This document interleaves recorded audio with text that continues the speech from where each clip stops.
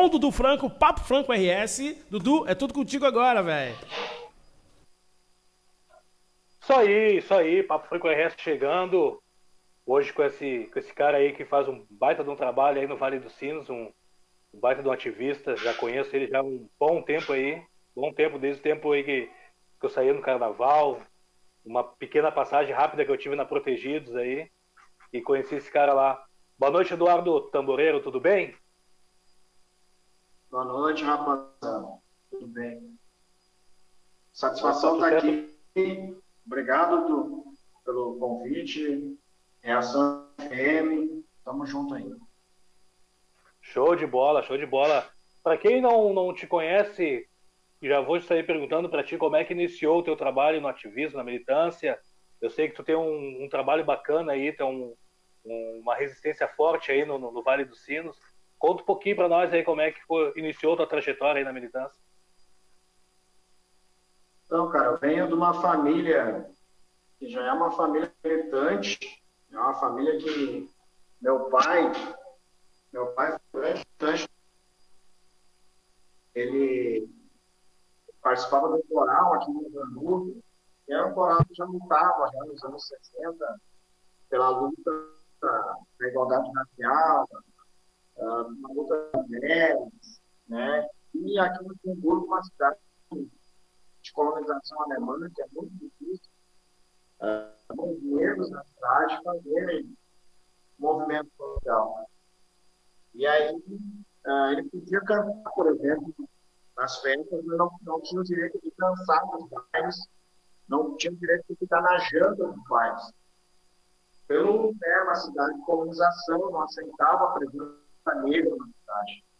E nós, meus irmãos, crescemos nessa pegada do meu pai e da minha mãe, nessa militância, no movimento negro. E assim começamos a fazer movimento. Né? Nos anos 90, o movimento hip hop, já casado junto com o movimento negro, né? Vindo muito dessa militância dos pais e também pelos dois terem centro, né? Ter guerreiros de matriz africana aqui no Brasil. Então, daí vem a militância, daí a gente começa a fazer hip hop, em 96, criamos um grupo Preconceito Zero, e aí fomos trabalhando, né, nessa perspectiva da luta social, que era muito problemática aqui na comunidade que a gente mora, que é o bairro de Santa Ponta, e também a gente tinha essa percepção que entre mais pobres, os mais pobres eram os negros, né? Era a população preta. Então isso Eduardo, nos mexeu muito, nós com 16 anos. olha só um pouquinho, eu acho que o teu microfone, então, não sei se está um pouco afastado, tá muito de fundo, não estou conseguindo te ouvir direito. Acredito que o ouvinte também não está te ouvindo legal. Acho que é o teu microfone aí não. Sim, sim. Me escuta melhor agora? Aham, escuto. Deu uma melhorada, deu uma melhorada. Pode concluir aí. Então, mano, aí a gente tinha essa parada de reivindicação, né, de buscar melhoria para dentro da nossa comunidade. Comunidade muito pobre, muito carente de política pública, e nós iniciamos a nossa militância justamente aí, né, no momento dos anos 90, que era a transição ali, em 96, dos governos mais marcados da ditadura, passando os governos democráticos, e a gente pegou o partido de Itamar Franco, depois ali logo sociólogo, né, do PSDB, e assim a gente foi indo, né, Fernando Collor, e a gente pegou nos governos mais populares. Então, para nós, essa militância fez a diferença na nossa vida, né, de a gente buscar, né, essas resoluções. Então, aqui na nossa comunidade, a gente começou a expandir um trabalho que começou muito no bairro e ele se expandiu para toda a cidade. Ele foi construindo pontes, né, em Novo Hamburgo, foi indo para a região, a gente teve a oportunidade de ir para outros estados, para outros países, levar um pouco, né? Como é ser negro, que era sempre uma pauta que nós discutimos. Como é ser negro numa cidade de colonização alemã? Como que na colonização alemã a gente possa fazer a diferença sendo negro, né? E a gente trabalhou muito, uma palavra que é um trabalho que eu tenho pesquisado, eu até inventei um nome para isso, que é o extrato social preto. O extrato social preto é exatamente a grande contribuição que o povo negro deu, né, sem ter o extrato social disso, sem ter o reconhecimento social disso. E isso fez com que a gente pudesse, sim, aprofundar, né? A gente trabalha desde a questão do cinema, a questão da música. Eu e o Cascata estamos lançando livro agora, eu estou lançando um e está lançando outro. Então, a gente trabalha muito essa coisa do extrato social preto. Aqui no Novo Hamburgo, por exemplo, né, para a gente não se estender, tinha os donos de curtume, e os donos de curtume aqui não sabiam trabalhar com couro, fazer a curtição do couro. Eles buscaram os negros em Pelotas. Os negros vieram todos da região de Pelotas porque sabiam trabalhar com a curtição, né, devido ao charque. Então, a coisa mais louca que era as doenças que os negros pegavam e morriam pelos pés, por causa do sal, porque não tinha botas adequadas, né, material e EPIs adequados para os negros trabalharem. Então, por aqui foi um pouco da nossa busca ativa, né, de fazer a população negra ter visibilidade, ter reconhecimento na nossa região.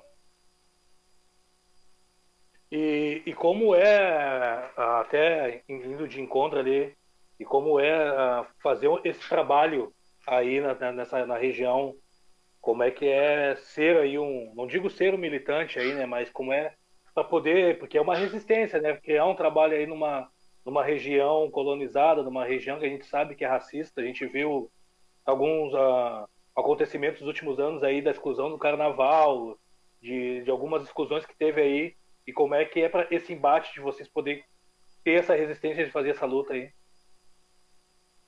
Então, aqui a gente tem buscado resistir mesmo, né? A gente tem buscado fazer um trabalho de resistência popular, um trabalho de resistência social.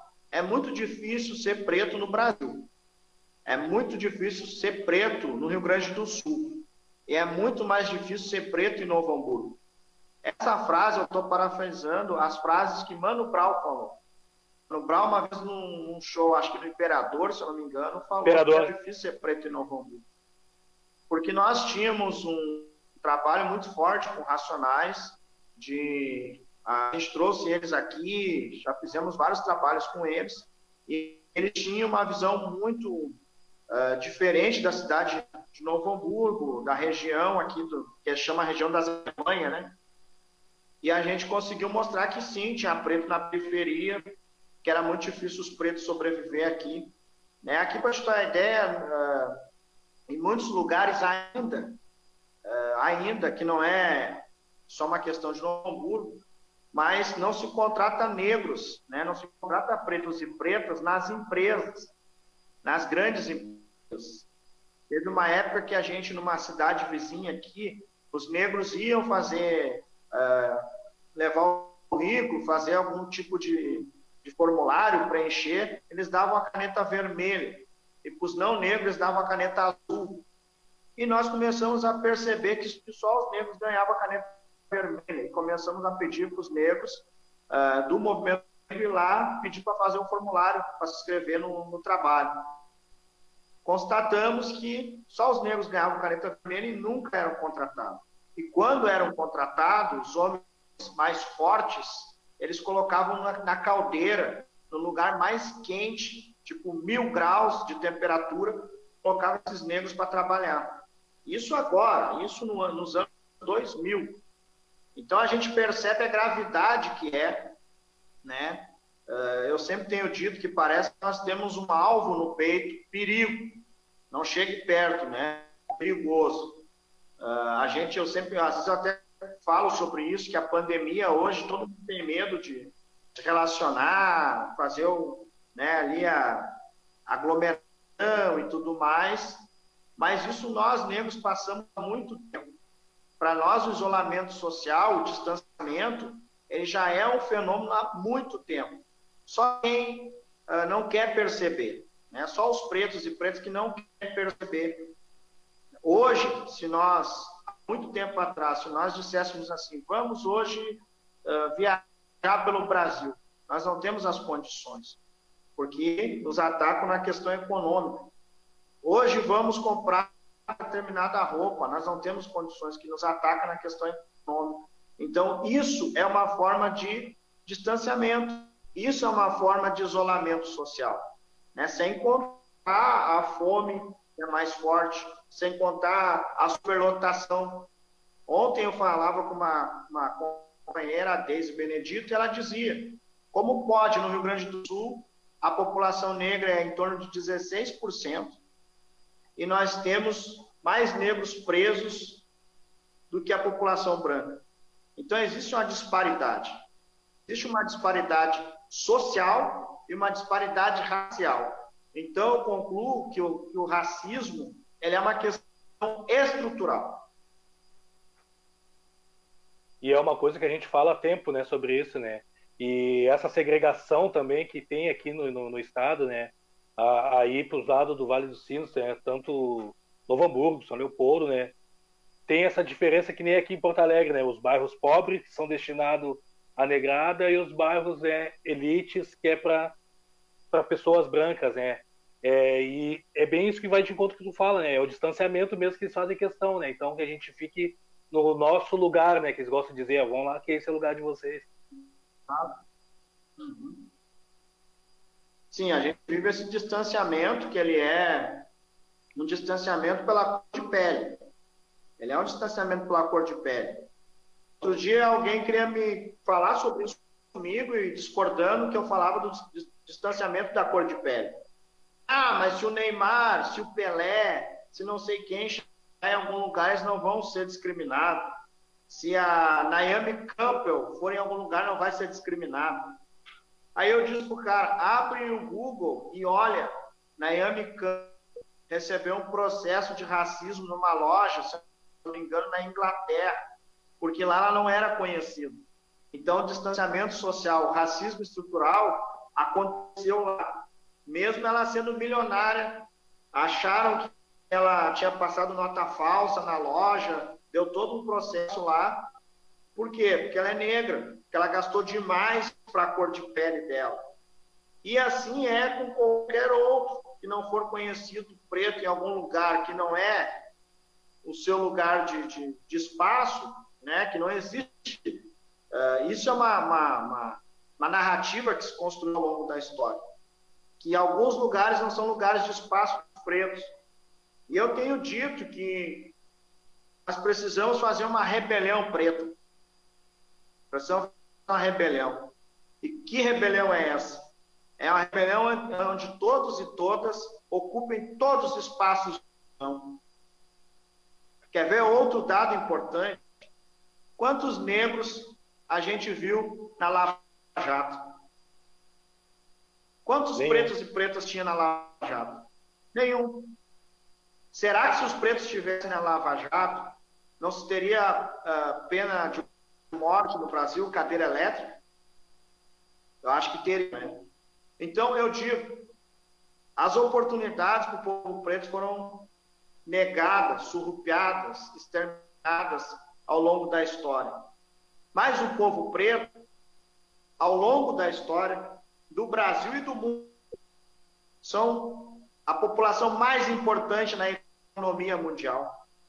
Sem os pretos não existiria economia, não existiria dinheiro, porque nós construímos as maiores tecnologias, nós construímos todos os equipamentos cirúrgicos, nós construímos todas as formas de felicidade da população. E, pasmo, as guerras nunca foram anunciadas pelos pretos. Na antiga África, não se tinha guerra. A revolução dos pretos era Ubuntu. Era uma revolução pacífica, era uma revolução pelo conhecimento, pela busca de tecnologia. E nos outros países da Europa se construiu guerra, Guerra Fria, Guerra Mundial, Primeira, Segunda, tantas e tantas guerras. As armas foram construídas pelos europeus. Entende? Então, nós temos um legado de participação na economia, nós temos um legado de participação nas tecnologias, em todas as tecnologias, e nós temos um legado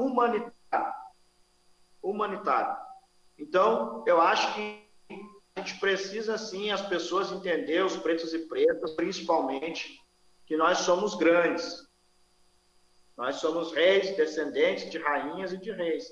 Nós não podemos ter síndrome de cachorro. Quem tem que ter é os europeus, que sempre violentaram, humilharam, crucificaram, exterminaram. Esses aí tem que ter, não nós.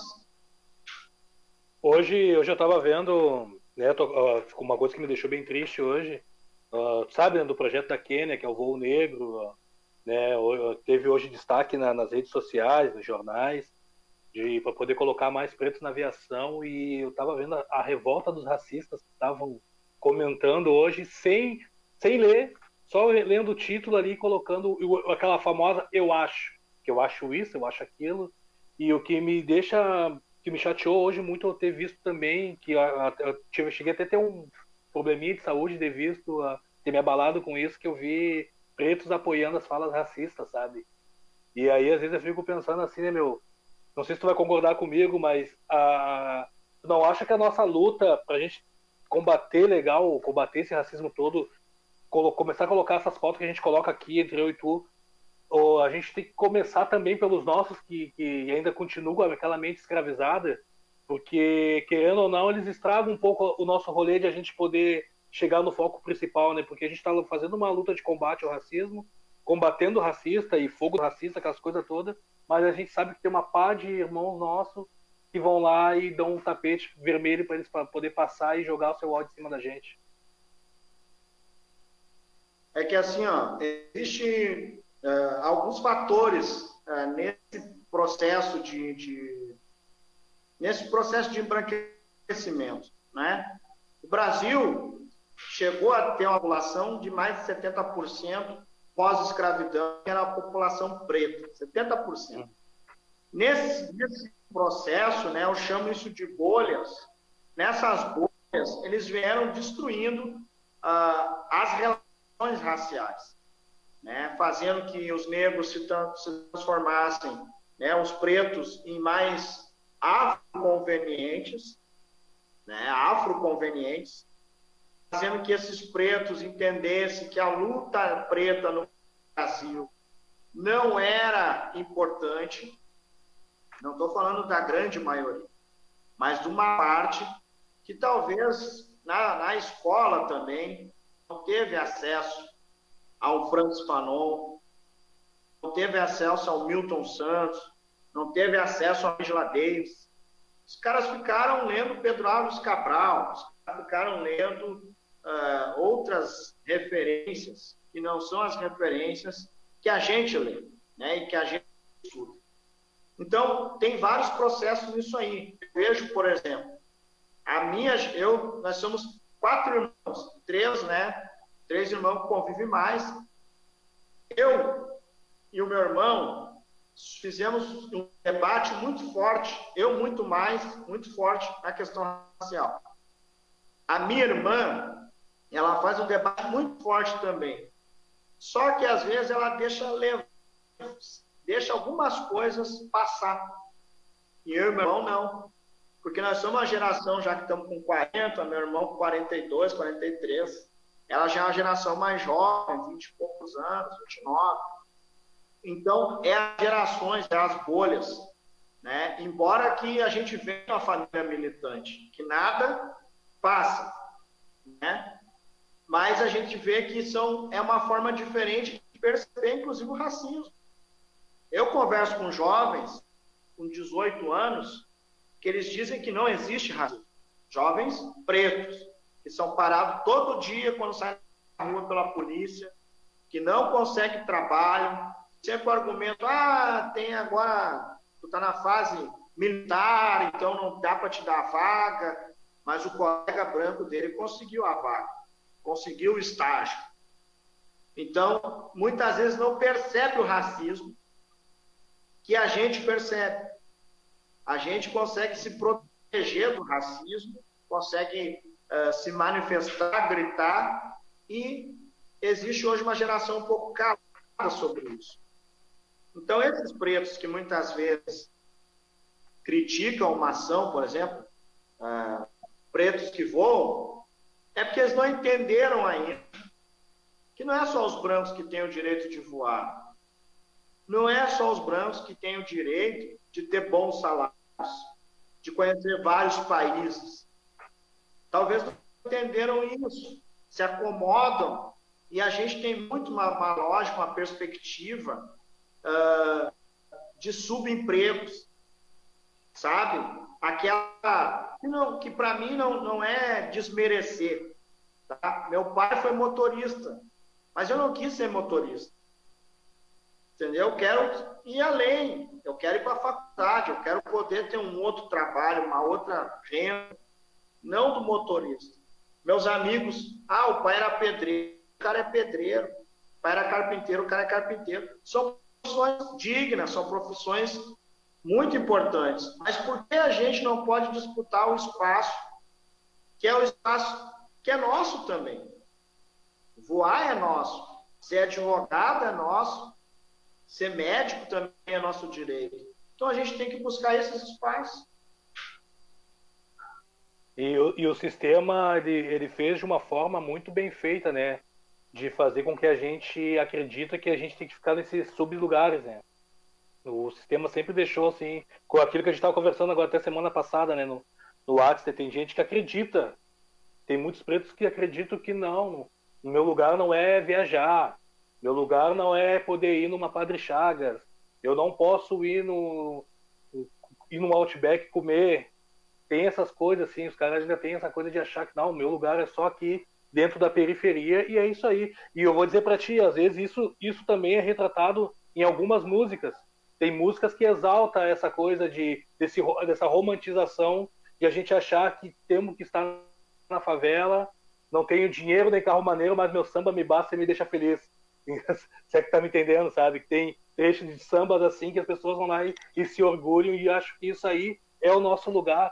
E eu debato direto com os caras que não, isso não é o nosso lugar. O meu samba não me basta, não deixa feliz, não. A gente tem que seguir mais, a gente tem que voar, a gente tem que fazer algo, a gente tem que chegar lá. É isso que a gente está sempre aqui, com tanto o teu trabalho, quanto o meu, quanto o do Rafa, entre outros, agora com a Rádio Raízes aí, de colocar isso na cabeça dos irmãos, que a gente pode muito mais. A gente pode dominar o mundo, se quiser, né?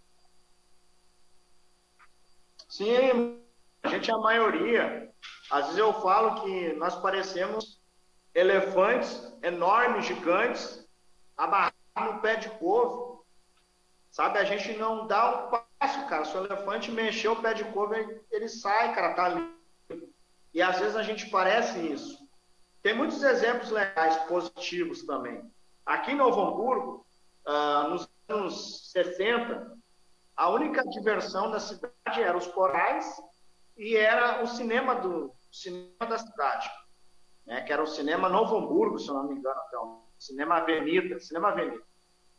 E tinha uma família, o cinema era o seguinte, tu ia em domingo no cinema, os negros sentavam de um lado, na parte bem no alto, e os brancos sentavam na frente, indo para o alto do lado direito. Uma família chamada os Malaquias, eles chegaram um dia no cinema, pirado com isso, aquilo ali era anos que os negros não podiam se misturar, eles sentaram na poltrona dos brancos e falaram, daqui nós vamos sair mais, nós vamos ficar aqui também é nosso espaço. E todos os brancos saíram de dentro do cinema e não quiseram olhar o filme e deu uma confusão. A direção do cinema falou, a partir de hoje não tem mais poltrona separada, todo mundo senta onde é que quiser. Chegou primeiro, comprou seu bilhete, tá sua poltrona, senta. Começou negros, brancos, todo mundo sentar junto. Não teve problema nenhum. Nem o negro passou a doença com uma garota branca. Entendeu? Então, eu que tem coisas que falta atitude, sabe? Eu acho que tem coisas que precisa se fazer valer, tem coisas que a gente precisa botar a cara, né? E o que a gente faz, por exemplo, com a comunicação, com as nossas músicas, com o nosso dia a dia, isso muda. Isso muda. No momento que os nossos... E hoje está mudando. Hoje está mudando. Mesmo a gente ainda tendo uma parcela da juventude preta, um pouco ainda assim, sem atitude, sem pensar o racismo, nós temos uma parcela muito grande que é mudança. Tanto a gente vê nas eleições municipais, em todas as cidades, as pautas identitárias fizeram a diferença nas eleições.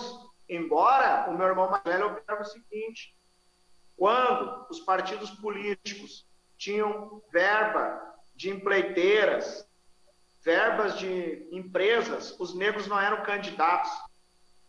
Quando as campanhas gastavam 500 mil, 600 mil para vereador, os negros não eram candidatos. Agora que não se tem mais dinheiro, a fiscalização é muito mais rígida, os negros servem para ser candidatos. Então também tem as armadilhas no meio disso aí. Mas ao mesmo tempo, as pautas identitárias estão aparecendo. No momento que a gente discute aqui, que a gente troca uma ideia, a gente está mostrando as pautas identitárias. E eu sempre falo, não é uma guerra negros contra brancos. Não é uma guerra negros contra brancos. O que a gente quer é que a branquitude entenda os seus privilégios e que a gente possa ter uma nação, né, que a gente não é uma nação. A gente é um país fragmentado em vários setores, em vários segmentos. Para ser uma nação, a branquitude que hoje domina o poder, seja no Senado, no Congresso, no Executivo, no Judiciário, precisa entender que para ter uma nação, nossos negros estiverem no orçamento público. Nossos negros estiverem dentro da estrutura orçamentária do Brasil. Pega a pandemia. Os maiores infectados no Brasil, saiu uma pesquisa agora, são negros. As maiores vítimas do Covid-19 que já se foram são negros. A primeira pessoa a ser infectada no Brasil era uma doméstica negra no Rio de Janeiro. Os linhas de frente com o Covid-19 são negros. Técnicos de enfermagem, enfermeiras, assistentes sociais, pessoal da limpeza, da higienização. E a meia dúzia é os brancos médicos. Mas a grande maioria, para cada médico tem que ter 6 enfermeiros, técnico, auxiliar e não sei o que. Essa maioria, esses 6 são negros. Em Novo Hamburgo, a primeira vítima da área da saúde de Covid-19 foi uma enfermeira negra. Então nós estamos na linha de frente. Só que nós não estamos no orçamento, nós não estamos na prioridade. A prioridade do Brasil tem que ser o povo preto, porque só assim esse povo vai contribuir muito mais na questão econômica, social e cultural. E tu não acha que, de repente, esse descaso que a gente está vendo aí do nosso presidente tem a ver até com o racismo estrutural, na questão que a gente sabe que quem está mais... O povo que está dentro das periferias é o povo negro, né? Em sua maioria. E, de repente, esse genocídio que já está acontecendo já não é uma forma também com racismo estrutural para poder eliminar o nosso povo?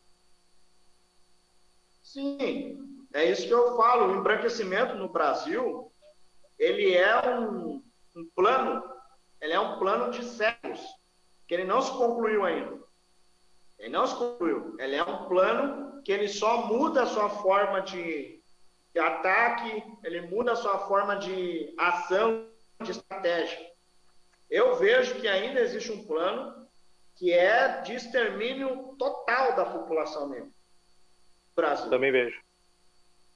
Porque eu acho que para a Europa, por exemplo, o Brasil é feio. Por que o Brasil é feio? Porque o Brasil tem muitos pretos, tem muitos indígenas, tem muito quilombo, tem muita gente preta nas periferias, nas favelas. Então, para a Europa, o Brasil é feio. Conforme o governo que está, ele não quer trabalhar com o Brasil. Embora o povo que veio mais surrapeado para cá, que era condenados de guerra, que eram condenados por crime, foi os europeus. Não foi os africanos. Os africanos eles trouxeram os melhores para vir. Trouxeram os melhores. Quem sabia trabalhar com agricultura, sabia trabalhar com alimentação, sabia, enfim, com a terra, com a água. Então, existe um plano, sim, que está em curso, que a gente tem que ficar muito atento para isso. E eu acho que e aí é isso, a gente tem que criar formas de proteção entre nós. Criar formas não só de resistência, mas de proteção. Os Panteras Negras, os Black Panthers, eles mostram exatamente o caminho que o povo negro brasileiro deveria fazer, que é criar núcleos por cidade, que é criar núcleos de estudo. Nós não precisamos de uma revolução armada. A gente é muito mais inteligente que quem tem arma. A gente precisa estudar, buscar espaço e fazer a disputa uma disputa sadia. Não é a disputa de eu vou derrubar o fulano porque ele é meu, porque ele é branco, porque ele mora no centro. Não. Eu só quero o espaço que é meu. Se eu estou preparado para esse espaço, tu também, vamos ver quem é o mais preparado. Hoje, o grande problema é o seguinte: a democracia no Brasil ela é uma democracia plena, ela é uma democracia representativa. Então, essa democracia representativa é que nos deixa fora da representação. Eu trabalhei em Brasília, no Congresso. Eu era assessor de um deputado. Na época, a gente já falava isso. Lá em 2003, até 2008 eu trabalhei lá. Tinha 525 deputados. Acho que tinha 20 deputados negros. 20. Então, como é que tu faz uma democracia? Como é que faz a democracia representativa? Eu tenho falado para os partidos políticos o seguinte: o voto tem que ser em lista, e essa lista tem que ter as prioridades. Mulheres negras. Vamos supor que é 5 candidatos que vão eleger deputado por partido, esses 5 tem que ter a paridade. Mulheres negras, indígenas, homens negros, homem branco da periferia, depois a classe média já estabilizada. Tem que ter uma forma das pessoas com deficiência, tem que ter uma forma da diversidade entrar nos espaços. Porque ela não aparece no Congresso.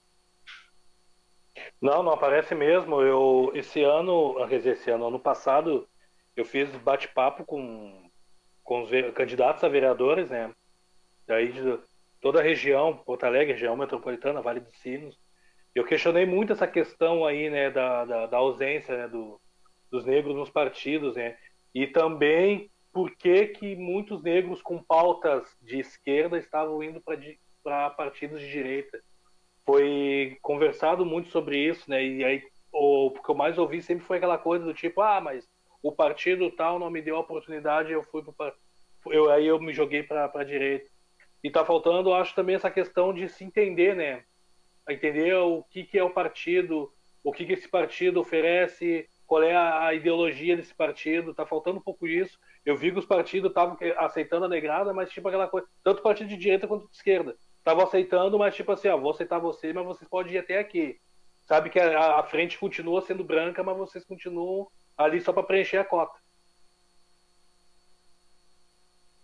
Na verdade, nós somos a maioria, Dudu. Nós somos a maioria. Só que a gente ainda não sabe os instrumentos, nem os instrumentos partidários internos. A gente não conhece muito bem os instrumentos jurídicos e principalmente os instrumentos financeiros, econômicos, como funcionam. A gente não conhece isso. Então, a gente também tem uma desconfiança de estar nos partidos. Mas eu sempre falo, é estranho os negros estarem em partidos de direita.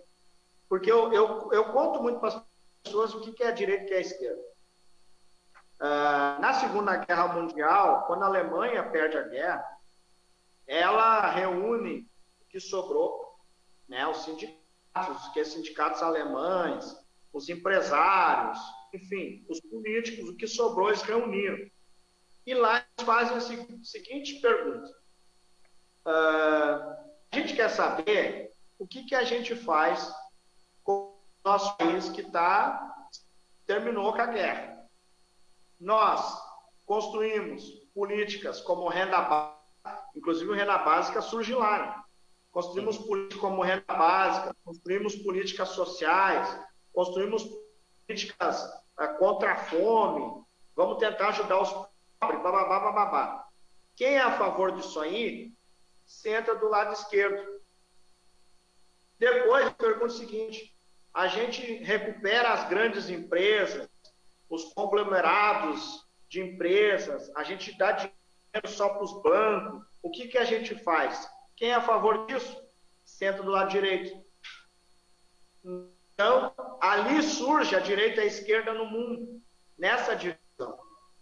E aí tem os partidos que se dizem de esquerda, porque eles acreditam nesta filosofia, que vem de Karl Marx, de Engels, entendeu? Trotsky, esses caras aí. E os outros, né, mais liberais, neoliberais, acreditaram na política de direita. E aí surgem os partidos. Que no Brasil, inclusive, só se tinha dois partidos, a Arena e o MDB. Né? O MDB, inclusive, era um partido centro-esquerda. E a Arena era um partido da direita, um partido mais da ditadura, do arroxo salarial, do banco, das privatizações. Então, isso é uma coisa que não é explicado para o povo preto, por exemplo. A gente não sabe. Eu vou ir lá para o partido de esquerda lá. Os caras só ficam falando em racismo, ficam falando em aborto, ficam falando em redução, que é não sei o quê. Defende os trabalhadores. Até se identificamos mais. Mas eu acho que falta os partidos de esquerda ser um pouco mais radicais nas suas pautas quando estão no governo. E os partidos de direita, eles só vão mentir para o nosso povo. Eles só vão enganar o nosso povo. Eles vão tentar nos coagir com dinheiro, oferecendo dinheiro o tempo todo. Tu tem teu projeto? Não, nós vamos financiar teu projeto. Mas qual é a origem desse dinheiro? Da onde vem? Né? E o mais importante, o que esses partidos defendem? Se um partido de direita votar contra a redução da maioridade penal, já não serve para os pretos. Uhum. Se um partido de direita votar contra uma renda básica, contra, sei lá, vacina, já não serve para os pretos. Então, tudo isso tem que colocar na balança. Não é imediatismo. Vou ser candidato, os caras me ofereceram 50 mil. Eu vi caso de gente, o partido lá vai me dar 50 mil, vou fazer uma baita campanha. Chegou na hora, o cara já estava afiliado, já tinha homologado a candidatura, os caras, cara, não tenho 50 mil. Aí o cara se queimou com todo mundo, foi para um partido que defende todas essas atrocidades que nós estamos vendo no Brasil e não tem mais volta. Então, tem que escolher muito bem. O melhor seria se nós tivéssemos um partido de preto. Era o ideal.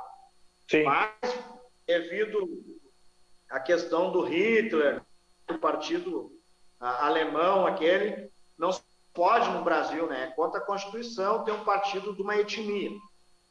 Mas, talvez seria bacana. Agora, eu acho que os pretos têm que ocupar os partidos.